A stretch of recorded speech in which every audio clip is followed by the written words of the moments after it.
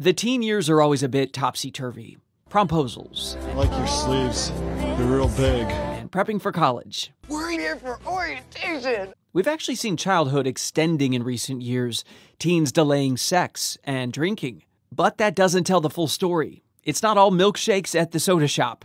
Teens are facing serious mental health concerns. When Pew Research asked 13 to 17-year-olds if anxiety and depression were a problem with kids their age in their area, 70% called it a major problem. 26% say it's a minor problem. Only 4% of American teenagers did not think their peers were struggling with anxiety and depression. This trend has been intensifying for a while now, and it shows no signs of getting better. It raises a troubling question. What are anxiety and depression doing to the brains of today's teens? Let's start with an overview of what naturally happens in the adolescent brain. The prefrontal cortex regulates mood, focus, impulse control, and higher-order thinking. This part, though, doesn't fully develop until the mid-20s. Instead, experts believe teen brains rely on the amygdala, which matures earlier, but it's all about emotion, impulse, instinct, aggression. One theory is the prefrontal cortex, when developed, keeps the amygdala in check. But until then, strong emotions rule the day.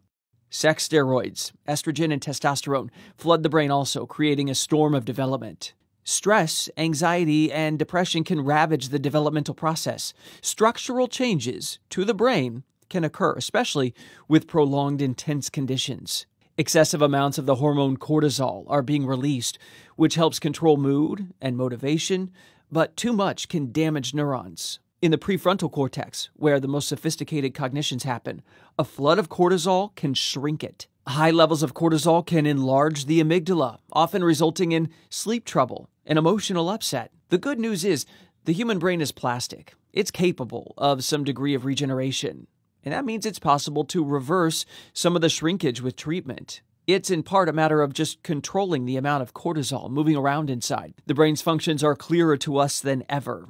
In other respects, it's a black box scientists are still trying to crack. In the meantime, how many teens with anxiety and depression are getting the treatment they need? And what happens to a generation of brains besieged by cortisol?